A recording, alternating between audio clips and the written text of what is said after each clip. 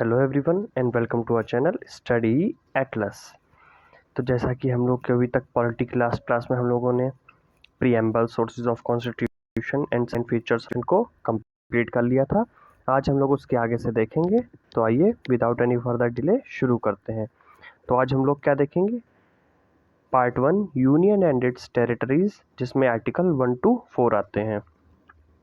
आइए देखते हैं आर्टिकल 1। आर्टिकल 1 क्या कहता है कि India that is Bharat shall be a union of states, यानी India that is Bharat shall be a union of states. आपको याद रखना है इंडिया को यूनियन ऑफ स्टेट्स यहाँ कहा गया है, ना कि फेडरेशन। ऐसा क्यों है? आइए उसका भी आंसर हमें नेक्स्ट लाइन में मिलेगा। The term union was preferred over federation. क्यों ऐसा क्यों किया कि यूनियन टर्म को प्रेफरेंस क्यों दी गई फेडरेशन टर्म के ऊपर? उसका रीज़न सिंपल है, because Indian Federation is not the result of an agreement among states and states do not have the right to cede from the union। यानी कि India को यूनियन इसलिए कहा गया है फेडरेशन का, क्योंकि इंडियन स्टेट्स जो हैं उनके बीच में कोई एग्रीमेंट नहीं हुआ था यूनियन से जुड़ने के लिए, और ना ही इंडियन स्टेट्स हम लोग के इंडियन यूनियन से, इंडिया से अलग नहीं हो सकती हैं। ऐसा नहीं है कि कल को अगर आप जिस भी स्टेट के हैं वो स्टेट चाहे इंडिया से अलग होना तो हो जाएगी। अनलाइक यूएसए, अगर आप यहीं पे यूएसए को देखते हैं तो वहाँ पे यूएसए जो है वो वहाँ के सारे स्टेट्स के बीच में एग्रीमेंट करके बनाया गया है। इसी वजह से इंडिया को यूनियन कहा गया, ना कि फेडरेशन, क्योंकि इंडिया के स्टेट्स में इंडिया बनाने के लिए कोई भी एग्रीमेंट नहीं हुआ है। Territory of India includes states, union territories that में बी एक्वायर्ड बाय इंडिया। यानी इंडिया की टेरिटरी में क्या आता है? हम लोग के स्टेट्स, हम लोग के यूनियन टेरिटरीज और वो टेरिटरीज जो इंडिया एक्वायर कर सकती है। अब आप कहेंगे कैसे एक्वायर कर सकती है, वो हमें आगे देखने को मिल जाएगा, थोड़ा वेट कर लीजिए। फिर आर्टिकल 2, पार्लियामेंट कैन एडमिट और establish new states into the union. यानी कि पार्लियामेंट जो है वो हम लोग के यूनियन में, इंडियन यूनियन में न्यू स्टेट्स को एडमिट कर सकता है या इस्टेब्लिश कर सकता है। जैसे एडमिशन ऑफ पौंडीचेरी और सिक्किम एटसेट्रा। जैसे पौंडीचेरी एंड सिक्किम को इंडिया में ऐड किया गया था बाद में। तो आर्टिकल 2 के थ्रू क्या कर सकता है पार्लियामेंट? इंडियन यूनियन में कोई भी नए स्टेट को एस्टेब्लिश कर सकता है या फिर एडमिट कर सकता है। आर्टिकल 3 क्या कहता है? Parliament can form a new state, कोई नया स्टेट पार्लियामेंट बना सकता है। इंक्रीज और decrease the area of any state, किसी भी स्टेट का एरिया बढ़ा या घटा सकता है। Alter the state boundaries, state की बाउंड्रीज में कुछ भी परिवर्तन कर सकता है। And change the name of a state, और किसी स्टेट का नेम चेंज भी कर सकता है। अभी आप लोग इससे रिलेटेड देखेंगे कि जो स्टेट्स में चेंजेस हुए हैं, अभी बस कुछ देर में आपको वो भी दिखाए जाएंगे। अच्छा, ये प्रोसीजर क्या है? पार्लियामेंट ये जो सब कर सकता है, इसका एक पर्टिकुलर पार्लियामेंट को प्रोसीजर भी तो फॉलो करना पड़ेगा। वो प्रोसीजर क्या है, आइए देखते हैं। Parliament bill can be introduced only with the president's recommendation in either of the house. यानी कि स्टेट में, किसी भी इंडिया के स्टेट में कुछ भी चेंजेस करने से पहले प्रेसिडेंट की रिकमेंडेशन ज़रूरी होगी। यानी अगर आपको किसी भी हाउस में बिल को प्रेजेंट करना है, उससे पहले आपको प्रेसिडेंट की रिकमेंडेशन चाहिए होगी उस बिल को, और उसके बाद प्रेसिडेंट की रिकमेंडेशन के बाद आप उसे किसी भी हाउस में इंट्रोड्यूस कर सकते हैं, चाहे लोकसभा या चाहे Rajya Sabha. If the bill affects the state, अगर उस बिल का इफेक्ट किसी स्टेट पे पड़ता है तो प्रेसिडेंट उस कंसर्न्ड स्टेट को, यानी जिस स्टेट के बारे में यहाँ बात हो रही है, जिसमें हम लोग को चेंजेस करने हैं, उसके स्टेट लेजिस्लेचर को वो बिल भेजता है उसके व्यूज़ के लिए। तो आपको याद रखना है कि जिस भी स्टेट में चेंज होने की बात हो रही है, प्रेसिडेंट वहाँ के स्टेट लेजिस्लेचर को वो बिल भेजता है उनके व्यूज़ लेने के लिए। लेकिन आपको एक बात याद रखनी है कि उस स्टेट लेजिस्लेटर का ओपिनियन पार्लियामेंट पे बाइंडिंग नहीं है, यानी पार्लियामेंट उसको चाहे तो कम्प्लीटली इग्नोर कर सकता है। उसके बाद parliament can pass the bill bye simple majority, यानी कि पार्लियामेंट वो बिल सिंपल मेजॉरिटी से पास कर सकता है। इसके लिए कोई स्पेशल मेजॉरिटी की ज़रूरत नहीं है, और दोनों हाउसेस से पास होना चाहिए। आपको ये बात याद रखनी है। उसके बाद नेक्स्ट जो हम लोग आर्टिकल 4 पे आते हैं, laws made under article 2 and 3। अभी हम लोगों ने जो आर्टिकल 2 और 3 में पढ़े हैं, ये आर्टिकल 4 बताता है कि laws made under article 2 and 3 में अमेंड द फर्स्ट शेड्यूल को अमेंड कर सकते हैं, जो कि है स्टेट्स एंड ड्यूटीज़। अगर आप लोग चाहें तो हम आपको एक शेड्यूल्स की अलग से वीडियो बना के दे सकते हैं जिसमें आपको शेड्यूल याद करने की ट्रिक बताई जाएगी। अगर आप लोग को शेड्यूल्स की वीडियो चाहिए तो आप हमें कमेंट करें। एंड में amend the fourth schedule. Article 4 कहता है कि लॉज जो आर्टिकल 2 और 3 के अंडर बनेंगे वो हम लोग के शेड्यूल के फर्स्ट और फोर्थ शेड्यूल को अमेंड कर सकते हैं। फर्स्ट शेड्यूल हम लोग को स्टेट्स एंड ड्यूटीज़ के बारे में बताता है और फोर्थ शेड्यूल बताता है जो राज्यसभा में सीट एलोकेशन होता है उसके बारे में। ठीक है। Such laws are not constitutional amendments under article 368। इन लॉज को कॉन्स्टिट्यूशनल अमेंडमेंट नहीं माना जाएगा आर्टिकल 368 के थ्रू। क्योंकि ये सिंपल मेजॉरिटी से पास हो रहे हैं। उसके बाद they require only a simple majority. ये देखिए रीज़न यहाँ भी है, क्यों? क्योंकि इनको सिंपल मेजॉरिटी चाहिए, इन्हें कोई स्पेशल मेजॉरिटी नहीं चाहिए। उसके बाद ये देखिए आ गई वो टेबल जिसकी मैं बात कर रहा था। ये देखिए इस स्टेट एंड इस्टेब्लिशमेंट ईयर। सबसे पहले कौन सा स्टेट बना था? आंध्र प्रदेश। कब? 1 अक्टूबर 1953 में। उसके बाद महाराष्ट्र एंड गुजरात, ये किसके थ्रू बने थे? बॉम्बे रीऑर्गेनाइजेशन एक्ट 1963 हुआ जिसके अंडर बॉम्बे को महाराष्ट्र एंड गुजरात 2 पार्ट्स में डिवाइड कर दिया गया। ये आपको याद रखना है। उसके बाद नागालैंड बना था 1 दिसंबर 1963 में। उसके बाद हरियाणा पंजाब से अलग होके बना 1966 नवंबर 1 को। ये बात आपको याद रखनी है। After that we have Himachal Pradesh. ये कब बना था? 25 जन 1971 में। देन मेघालय, मणिपुर एंड त्रिपुरा, ये तीनों 21 जनवरी 1972 यानी 21 जन 1972 को इस्टेब्लिश हुए थे। सिक्किम का इस्टेब्लिशमेंट 26 अप्रैल 1975 को हुआ था। मिजोरम एंड अरुणाचल प्रदेश 20 फरवरी 1987 को इस्टेब्लिश हुए। उसके बाद गोवा हमारा 25th स्टेट बना था। ये कब फॉर्म हुआ था? 30 मई 1987 को। अब आपको यहाँ से याद रखना है कौन सा 25th था, कौन सा 27th, कौन सा 26th, क्योंकि ये एग्जाम्स में डायरेक्ट पूछे जाते हैं और बच्चे इसमें सबसे ज़्यादा कंफ्यूज होते हैं। तो गोवा को याद रखना है 25th स्टेट बना इंडिया का। और कब बना? 30 मई 1987 को। उसके बाद छत्तीसगढ़ इंडिया का 26th स्टेट बना था। कब बना? नवंबर 1 2000 में। याद रखना है ये, ऐसे याद रखिए 36 यानी 36, उसमें -10 26, तो छत्तीसगढ़ 26वां। कब बना? 1 नवंबर 2000 को।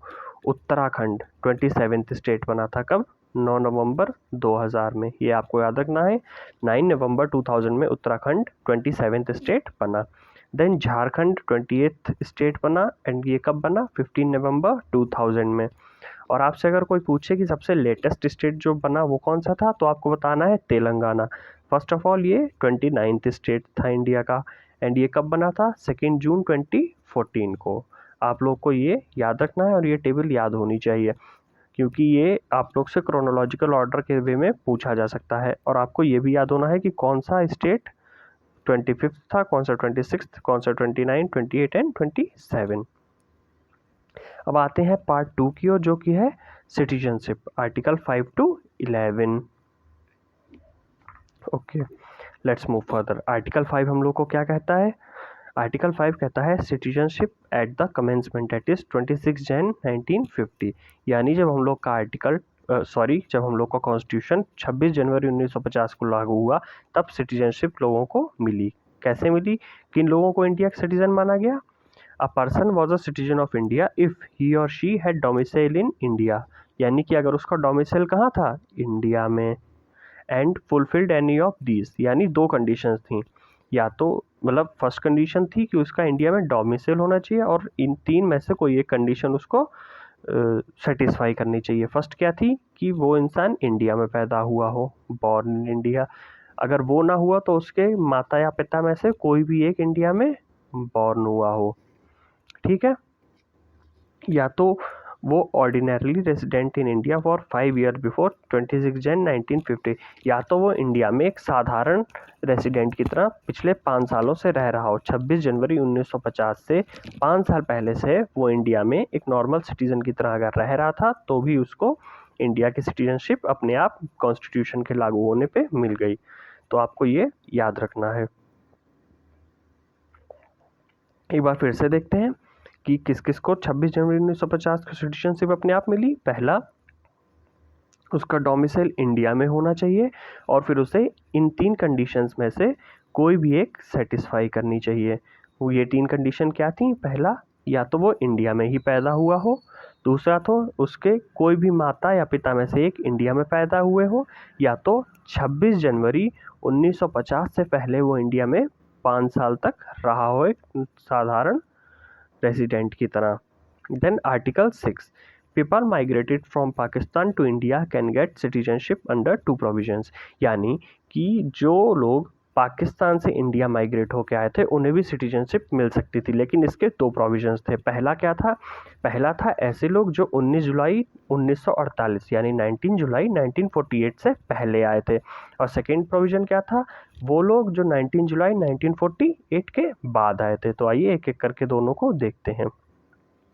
इफ़ माइग्रेटेड बिफोर जुलाई 1948, यानी अगर आप 19 जुलाई 1948 से पहले आए थे तो आपको ऑटोमेटिकली इंडियन सिटीजनशिप दे दी गई थी। यानी if migrated before 19 July 1948, individuals are automatically granted Indian citizenship. If, इसकी क्या कंडीशन थी? बस if they or either of their parents or grandparents were born in undivided India. इसकी बस एक कंडीशन ये थी कि या तो वो या उनके माता पिता में से कोई या तो उनके ग्रैंड पेरेंट्स में से कोई भी एक इंडिया का, अनडिवाइडेड इंडिया का सिटीजन रहा हो, पैदा हुए हों, यानी अनडिवाइडेड इंडिया में क्या हुए हों। ऐसे लोग जो 19 जुलाई 1948 से पहले पाकिस्तान से भारत माइग्रेट होके आए, migrated from Pakistan to India, उन लोग को भारत की सिटीजनशिप ऑटोमेटिकली मिल गई अगर वो या तो उनके माता पिता में से कोई एक या उनके ग्रैंड पेरेंट्स में से कोई भी एक अनडिवाइडेड इंडिया में पैदा हुआ था, या फिर वो इंडिया में जब से उनका माइग्रेशन हुआ तब से ऑर्डिनरीली रह रहे थे। यानी कि या इसका अर्थ हुआ कि 19 जुलाई 1948 से पहले से आए लोगों का ये था कि या तो वो या तो उनके माता पिता में से एक या तो उनके ग्रैंड पेरेंट्स में से कोई भी एक अनडिवाइडेड इंडिया में पैदा हुआ हो, और जब से उनने माइग्रेशन किया है तब से वो इंडिया में एक साधारण सिटीजन की तरह रह रहे हैं। और सेकेंड प्रोविज़न क्या था? इफ़ माइग्रेटेड ऑन और आफ्टर 19 जुलाई 1948, यानी अगर आप 19 जुलाई 1948 को या उसके बाद इंडिया में पाकिस्तान से माइग्रेट करके आते हैं तो ऐसे लोग भी एलिजिबल थे सिटीजनशिप के लिए। लेकिन उसकी क्या कंडीशंस थी? Only if they registered as citizen of India. अगर वो इंडिया के सिटीजन के रूप में उन्होंने क्या किया हो? रजिस्टर किया हो। कहाँ पे किया हो? Provided an application to an officer appointed by government of India. यानी उन्होंने कहाँ रजिस्टर किया हो? एप्लीकेशन दी हो उस ऑफिसर को जो कि गवर्नमेंट ऑफ इंडिया ने अपॉइंट किया हो। Okay, and had been ordinarily residing in India for at least 6 months prior to their registration application। और अपने रजिस्ट्रेशन एप्लीकेशन के सबमिट करने से 6 महीने प्रायर तक वो इंडिया में नॉर्मल रेजिडेंट की तरह रहे हों। ठीक है, ये आप समझ गए क्या था? अगर आप जुलाई 1948 के दिन या उसके बाद आए हैं और तो आपको सिटीजनशिप मिल सकती थी अगर आप रजिस्टर करें सिटीजन ऑफ इंडिया की तरह। जो भी ऑफिसर अपॉइंट किया है गवर्नमेंट ने उसके पास एप्लीकेशन देके, और उससे आप प्रायर 6th मंथ प्रायर आपको इंडिया में ऑर्डिनरी रेजिडेंट की तरह रहना होना चाहिए। उसके बाद आर्टिकल 7 पे आते हैं। आई होप आपको ये समझ में आया होगा। अब आर्टिकल 7 क्या कहता था? A person who migrated to Pakistan after 1 March 1947, यानी ऐसा पर्सन जिसने इंडिया से पाकिस्तान माइग्रेशन किया 1 मार्च 1947 के बाद, generally lost Indian citizenship. Okay, वो अब देखिए, आप अगर इंडिया से पाकिस्तान गए 1 मार्च 1947 के बाद तो आपकी इंडियन सिटीजनशिप अपने आप रद्द हो गई, कैंसिल हो गई। उसके बाद however if such a person return to India with a permit for resettlement, यानी लेकिन फिर भी अगर कोई ऐसा आदमी वापस भारत आता है परमिट के साथ रीसेटलमेंट के, उसे परमानेंटली मतलब अब यहाँ वापस इंडिया में रहना है, तो ऐसे आदमी की सिटीजनशिप रिस्टोर्ड की जा सकती है लॉ के according, could be restored according to law. Then article 8 क्या कहता है? A person of Indian origin living outside India, यानी ऐसा इंडियन जिसका ओरिजिन तो इंडियन है लेकिन वो इंडिया के कहीं बाहर रहता है, वो भी रजिस्टर कर सकता है as an Indian citizen through Indian diplomatic और consular representative in that country, यानी जिस भी कंट्री में आप रिसाइड कर रहे हैं वहाँ पे जो भी इंडियन कंट्री का रिप्रेजेंटेटिव होगा, इंडियन डिप्लोमेट होगा, आप उसके पास जाके रजिस्टर कर दीजिए, आपको इंडिया की सिटीजनशिप मिल जाएगी। आर्टिकल 9 क्या कहता है? If a person voluntarily acquires the citizenship of any other country, they cannot continue as an Indian citizen। यानी कि अगर आपने, अब वॉलेंटरली मतलब होता है अपनी खुद की इच्छा से, अगर आपने अपनी खुद की इच्छा से किसी दूसरे कंट्री की, किसी भी दूसरे कंट्री की जिसमें आप रहते हैं उसकी आपने सिटीजनशिप ले ली, तो इंडिया की सिटीजनशिप ऑटोमेटिकली आपकी कैंसिल हो जाएगी। क्यों? क्योंकि इंडिया डुअल सिटीजनशिप अलाउ नहीं करता है। India does not allow dual citizenship. तो आर्टिकल 9 कहता है कि आपने अगर अपनी इच्छा से किसी दूसरी कंट्री की सिटीजनशिप ले ली तो आपकी इंडियन सिटीजनशिप अपने आप कैंसिल हो जाएगी। फिर आर्टिकल 10 क्या कहता है? Anyone who is a citizen under article 5 to 9, कोई भी जो आर्टिकल 5 to 9 के अंदर इंडिया का सिटीजन है वो इंडिया का सिटीजन कब तक रहेगा? जब तक पार्लियामेंट कोई लॉज में चेंज ना कर दे। Anyone who is a citizen under articles 5 to 9 continues to be a citizen of India subject to laws made by parliament, जब तक पार्लियामेंट के लॉज उसको अलाउ करेंगे, आपको ये याद रखना है।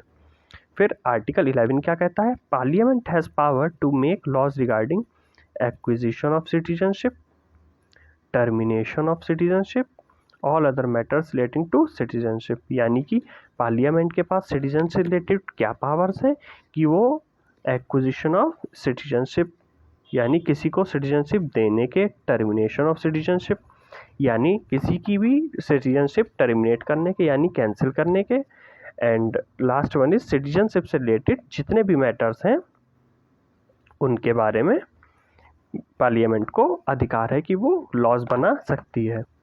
अब इसी से रिलेटेड एक लॉ आया था इम्पॉर्टेंट, क्या था? Citizenship act of 1959। ये बहुत फेमस है। इसमें क्या कहा गया कि a person can get Indian citizenship, यानी कोई भी इंसान को इंडिया की सिटीजनशिप मिल सकती है। कैसे? अगर वो, इसकी कुछ कंडीशंस थी कैसे मिल सकती है। पहला था बाय बर्थ, यानी वो इंडिविजुअल कहाँ पैदा हुआ हो, या तो इंडिया में, यानी कि अगर वो इंडिविजुअल इंडिया में पैदा हुआ है तो उसको बाय बर्थ इंडियन सिटीजनशिप मिल जाएगी। लेकिन याद रखिएगा इसके बाद से इसमें कई बार अमेंडमेंट्स भी हुए हैं, तो ये चेंजेस इसमें होते रहे हैं। उसके बाद है by descent, individuals born outside India but has at least one Indian parent, यानी कोई भी ऐसा इंडिविजुअल जो इंडिया के बाहर पैदा हुआ हो लेकिन उसका कोई भी एक पेरेंट इंडियन सिटीजनशिप रखता है तो उसको इंडियन सिटीजनशिप मिल सकती है, तो वो एलिजिबल है इंडियन सिटीजनशिप के लिए। By registration, those who register according to acts provisions, यानी कि जो लोग एक्ट्स को, प्रोविजंस को फॉलो करते हुए, रूल्स को फॉलो करते हुए रजिस्टर करते हैं उनको इंडियन सिटीजनशिप दी जा सकती है। अगला क्या है? Naturalisation, applies to foreigners who have resided in India for a specific period. इसमें पार्लियामेंट ने एक स्पेसिफिक पीरियड कहा है कि आप कोई फॉरेनर है उससे ज़्यादा अगर इंडिया में रह रहे हैं तो आपको इंडियन सिटीजनशिप मिल सकती है, लेकिन उसकी एक कंडीशन रखी गई है कि आपको कुछ क्राइटेरियाज फॉलो करने पड़ेंगे। जैसे एक इम्पॉर्टेंट क्राइटेरिया जो है वो क्या है कि आपको इंडियन लैंग्वेज आनी चाहिए, ठीक है। उसके बाद है लास्ट है बाय इनकॉर्पोरेशन ऑफ टेरिटरी, यानी अगर इंडिया किसी भी टेरिटरी पे, किसी भी देश पे, मान लीजिए आप एग्जांपल मान लीजिए इंडिया अगर किसी भी पड़ोसी देश पे अपने कब्जा करता है तो वहाँ के सिटीजन्स को इंडिया की सिटीजनशिप अपने आप दे दी जाएगी। इसका क्या है? Incorporation of territory applies when a new territory becomes part of India, तो वहाँ के लोगों को अपने आप सिटीजनशिप दे दी जाएगी। अब ऐसा नहीं कि केवल सिटीजनशिप मिल सकती है, आप अपनी सिटीजनशिप खो भी सकते हैं। कैसे? इसके 3 तरीके हैं। फर्स्ट इज रेनोन्सिएशन, यानी वॉलंटरली गिविंग अप सिटीजनशिप, यानी आप अपनी मर्जी से भारत की नागरिकता त्याग दें यानी छोड़ दें Indian citizenship. Second is termination, अगर आप किसी और देश की नागरिकता ले लेते हैं तो आपकी भारत की नागरिकता अपने आप ही कैंसिल हो जाएगी, तो this is termination. Then it is deprivation, यानी आपने कुछ, आपके खिलाफ कुछ आरोप लगे जैसे कि आपने देश से डिसलॉयल्टी की या फिर फ्रॉड किया, तो ऐसे केसेस में गवर्नमेंट आपकी सिटीजनशिप ले सकती है। Government takes away citizenship in specific cases such as proved disloyalty and fraud. Okay, then what are overseas citizen of India, आप लोगों ने अक्सर सुना होगा ओवरसीज सिटीजन है ये इंडिया के, लेकिन इसका मीनिंग क्या होता है? आइए जानते हैं। Overseas citizen refers to foreign nationals of Indian origin, यानी ये फॉरेन नेशनल्स होते हैं जो विदेश में रहते हैं लेकिन इनका ओरिजिन कहाँ का होता है, यानी ये इंडियन ओरिजिन के होते हैं, ये आपको याद रखना है। Who hold a special residency and immigration status in India, लेकिन इनका भारत में स्पेशल रेजिडेंसी होना चाहिए, तभी इनको ओवरसीज सिटीजन ऑफ इंडिया कहा जाएगा। अब ओवरसीज सिटीजन ऑफ इंडिया से रिलेटेड कुछ इंपॉर्टेंट फैक्ट्स देखते हैं। First is OCI is not a full Indian citizenship. Okay, overseas citizen of India full membership तो है नहीं, फुल मेंबरशिप नहीं यानी इन लोग के पास कुछ अधिकार नहीं हुए, यानी ऐसे लोग जिनके पास OCI कार्ड है ये लोग क्या नहीं कर सकते हैं, वोट नहीं डाल सकते हैं इंडिया में, ये लोग इलेक्शन में पार्ट नहीं ले सकते हैं, ये लोग कोई भी कॉन्स्टिट्यूशनल पोस्ट जैसे कि प्रेसिडेंट, वाइस प्रेसिडेंट, जज ऑफ सुप्रीम कोर्ट और हाई कोर्ट, यानी कोई भी कॉन्स्टिट्यूशनल पोस्ट ये लोग नहीं ले सकते हैं, ये आपको याद रखना है। Okay, they are not entitled to Indian passport, यानी इन लोगों को इंडियन पासपोर्ट भी नहीं मिलेगा। उसके बाद अभी जो 2019 में सिटीजनशिप अमेंडमेंट एक्ट आया था वो क्या था, वो काफ़ी इंपॉर्टेंट एक्ट था, आइए उसको देखते हैं क्या था। The bill amends the citizenship act of 1955, इसने क्या किया था, 1955 के एक्ट को अमेंड किया था। एक्चुअली इसमें क्या था आपको मैं पहले शॉर्ट में समझा देता हूँ कि जो पाकिस्तान, अफगानिस्तान और बांग्लादेश से इलीगल माइग्रेंट्स इंडिया में 6 कम्युनिटीज़ के आए थे, उन लोगों को भारत की नागरिकता प्राप्त देने के रिलेटेड इसमें कुछ अमेंडमेंट किए गए थे। और वो लोग कौन थे, कौन सी कम्युनिटी के लोग थे, Hindu, Sikh, Christians, Buddhist, Parsis and Jains. आइए अब इसको एक बार पढ़ते हैं। The bill amends the citizenship act of 1955 to make illegal migrants of 6 communities from, मैंने क्या बताया, अफ़गानिस्तान, पाकिस्तान एंड बांग्लादेश। जो अफ़गानिस्तान, पाकिस्तान और बांग्लादेश से इलीगली इंडिया में आ गए थे, लेकिन वो इन 6 कम्युनिटीज़ में से किसी एक के हैं, कौन सी, Hindu, Sikh, Christians, Buddhist, Parsis and Jains, तो उन्हें भारत की नागरिकता दी जा सकती है। लेकिन इसकी एक कंडीशन क्या थी, आप इंडिया में 31 दिसंबर 2014 को या उससे पहले इलीगली आए हों, ये इसकी कंडीशन आपको याद रखनी है। आप कब इलीगली आए हो इंडिया में, 31 दिसंबर 2014 को या उससे पहले। तो इसी के साथ हमारा सिटीजनशिप भी कंप्लीट होता है। अब नेक्स्ट हम लोग की वीडियो में हम लोग फंडामेंटल राइट्स कवर करेंगे, और वो बहुत इंपॉर्टेंट है किसी भी एग्ज़ाम के लिए, चाहे वो वनडे एग्ज़ाम हो या स्टेट PCS। तो आप लोग हमारे चैनल को जल्दी से सब्सक्राइब करके जुड़ जाएं अगर आपको फंडामेंटल राइट्स ऐसे ही इजी सिंपल नोट से आसानी से पढ़ने हैं। Okay, thanks a lot everyone, please support.